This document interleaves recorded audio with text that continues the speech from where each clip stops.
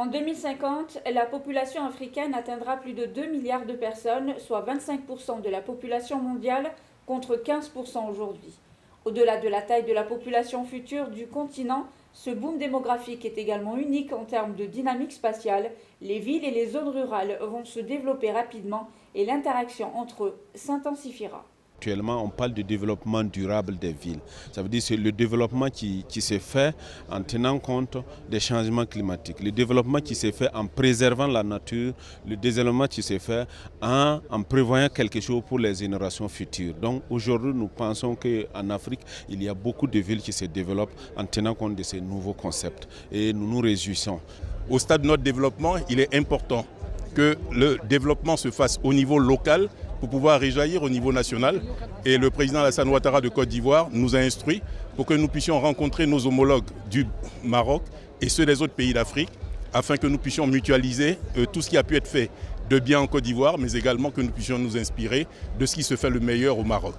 Les élus locaux échangent à partir de leurs pratiques et de leurs expériences. Ils participent à des débats et des discussions entre eux avec d'autres acteurs, les responsables politiques nationaux et internationaux, les acteurs de la société civile, les acteurs économiques ou encore les experts.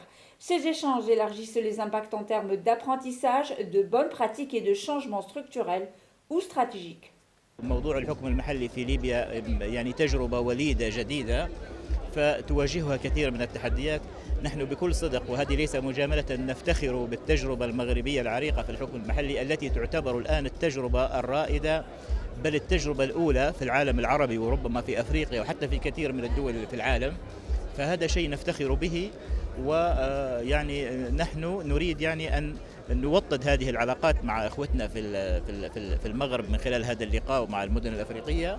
Tant il est vrai que personne ne peut se développer seul, personne seul ne peut avancer s'il n'y a pas une saine compétition, s'il n'y a pas une connaissance de ce que les autres font, les bonnes pratiques qu'il faut aller chercher.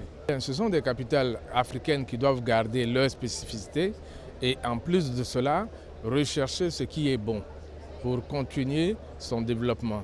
Le développement n'est jamais achevé, mais il faut prendre ce qui est bon pour avancer en gardant son âme africaine. La coopération décentralisée s'inscrit dans un double mouvement de fond, celui de la démocratisation et celui de la décentralisation.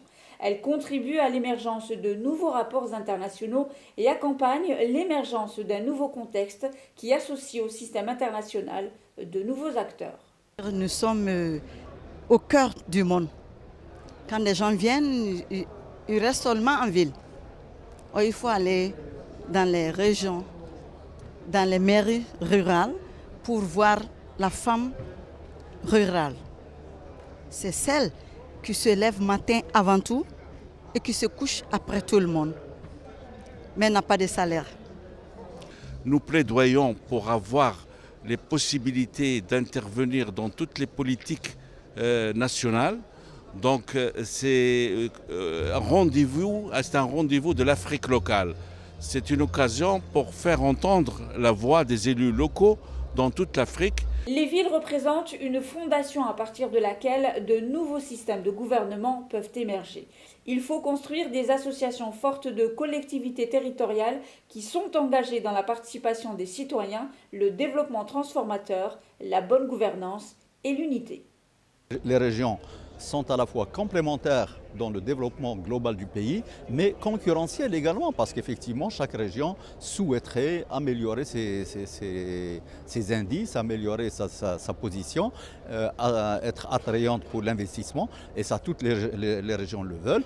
Mais chaque région a quelque chose à présenter, quelque chose effectivement à défendre. L'Afrique locale sera incontestablement au cœur de la nouvelle approche privilégiée pour le développement durable du continent. C'est en effet à l'Afrique et aux Africains de devoir inventer des solutions viables et innovantes et surtout socialement inclusives pour résoudre les questions qui sont posées.